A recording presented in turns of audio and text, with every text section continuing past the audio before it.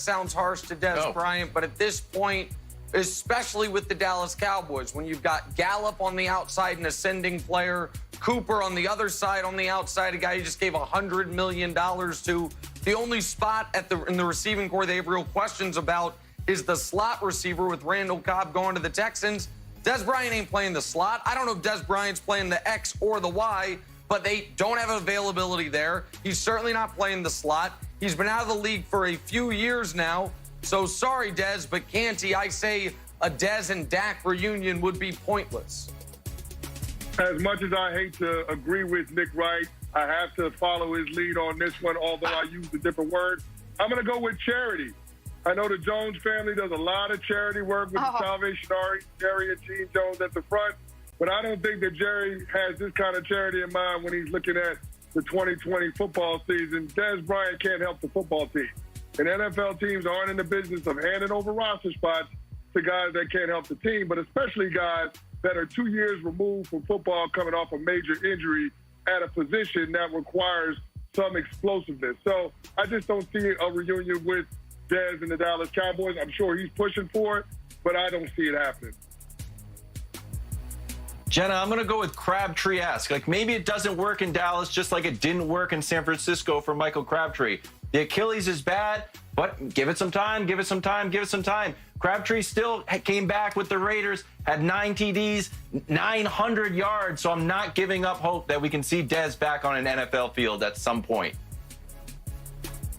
Dez has to get back to just working out with every single quarterback in the league. He'll land somewhere. On to the Browns now. New head coach Kevin Stefanski came out and said he, quote, believes in Baker Mayfield. And while that may be true, he also knows Baker finished the season last year with 21 interceptions and 40 sacks. So, Nick, Stefanski saying he believes in Baker is blank. It's reassuring. It's reassuring for me. It's reassuring for Baker. It's reassuring for fans of Cleveland. And maybe most importantly, reassuring for fans of this show. Because I know Jenna Wolf and now I also know Kevin Wildes are just dying for some gasoline to be squirted on the embers that is Case Keenum's NFL career. And hearing Stefanski wrap his arms around Baker is absolutely reassuring to me. And Chris Canty, I believe this year we are going to get a 16-game and maybe more if they make the playoffs, full sample of how bad of an NFL head coach Freddie Kitchens was. By the way, I think he's now on your New York Giants staff, but I might be wrong about that. I think everything that was wrong with the Browns is going to be laid at the feet of Freddie Kitchens. Baker's going to bounce back. Stefanski's going to show why he was once thought of as one of the brightest offensive minds in the league. So, Canty, for me, this is all reassuring. Yeah, I think it's requisite when you start talking about Stefanski's belief in Baker Mayfield. He wouldn't have got the job if he didn't think he could get the best out of the quarterback, if he didn't think there were some good raw materials to work with.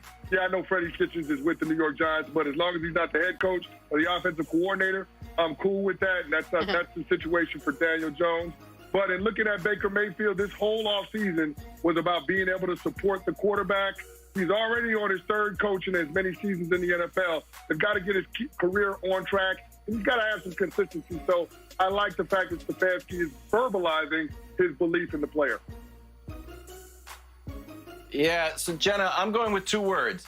Flammable and inflammable. They sound like the opposite, but they actually mean the exact same thing.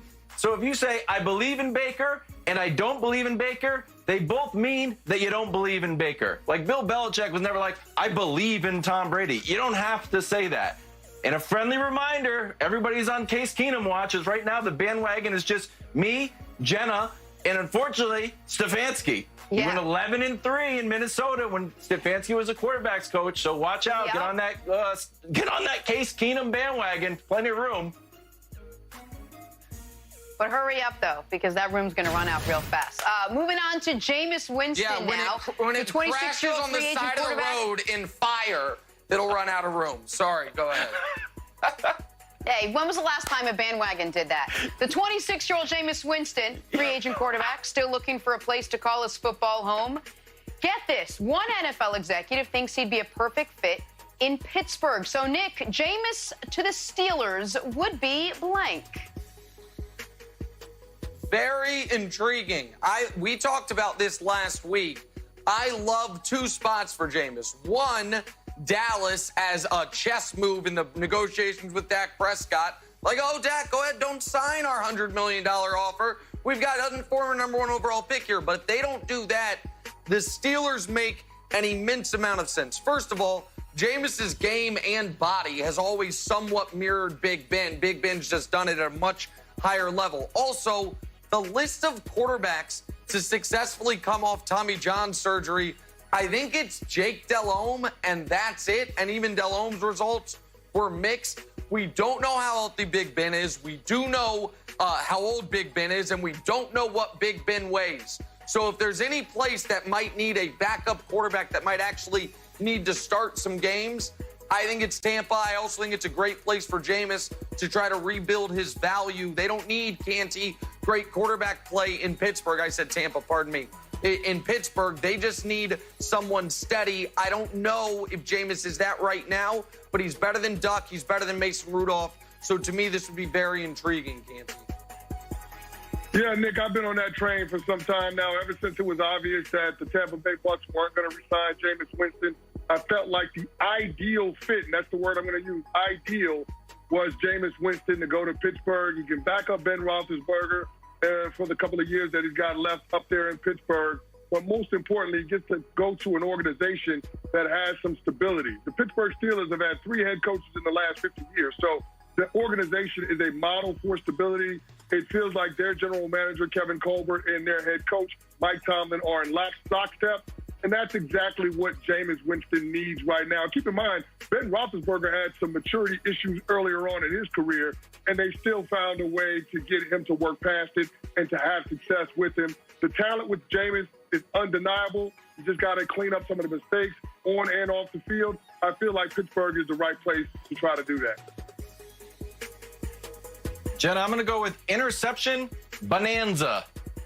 From 2015 to 2018, Jameis had the second most interceptions in the league. You know who had the first? Big Ben. It's great. Put them together. It'll be an interception bonanza.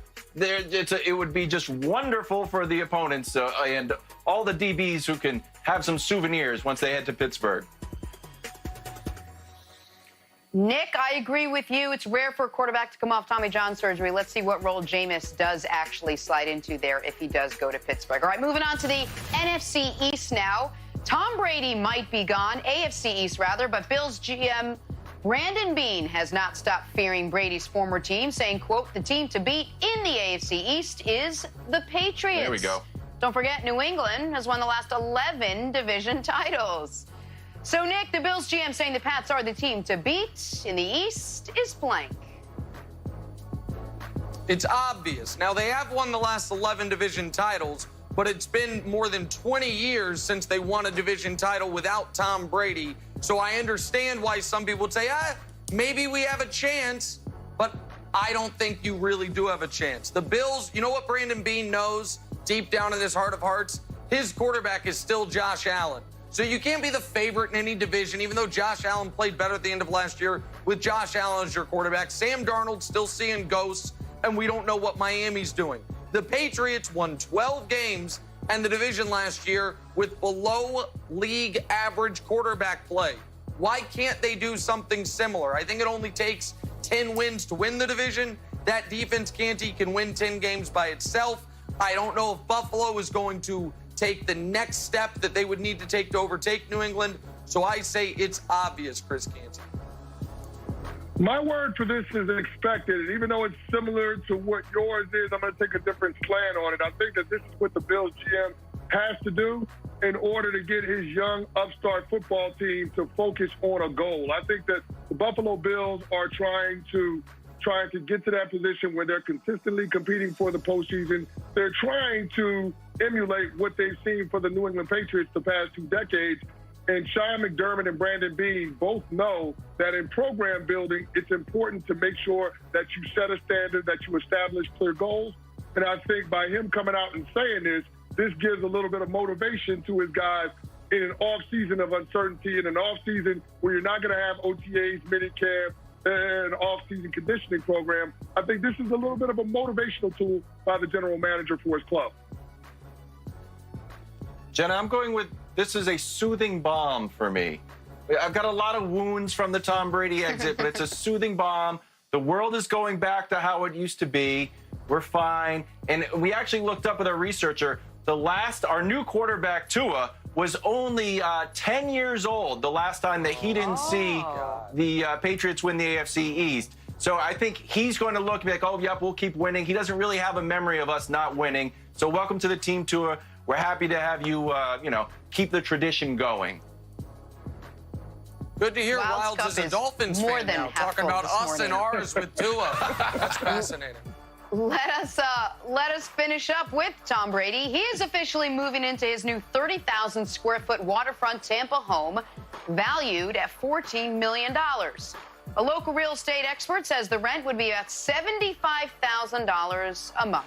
Oh, and the landlord? Derek Jeter. Yeah, that Derek Jeter. Nick, Brady moving into Jeter's Tampa mansion is blank. Well, for this Tom Brady 2.0, it's very on brand. It's very on brand for the guy who hijacked the Super Bowl news cycle to promote to do some commercial the Friday before the Super Bowl. And for a guy who now currently tweets in the third person about warm weather Tom letting loose on the Howard Stern show. It's very on brand to go to a city and say, what is the single most opulent thing I can purchase? I've got all this extra money because I just jacked Chris Godwin for his number instead of giving him money so he could afford a house like this for at least a month. So, hey, let's spin it on rent. It's very on brand for Tom Brady 2.0. I'm excited to see what's next. Maybe Odell can hook him up with one of those watches he wore during the game. That, I assume, is the next thing here. But yeah, Canty, I think this is on brand. It's perfect for the new and improved Tom Brady. Now, Nick, do we actually know whether or not Tom Brady is paying rent, or is Derek Jeter just doing him a solid?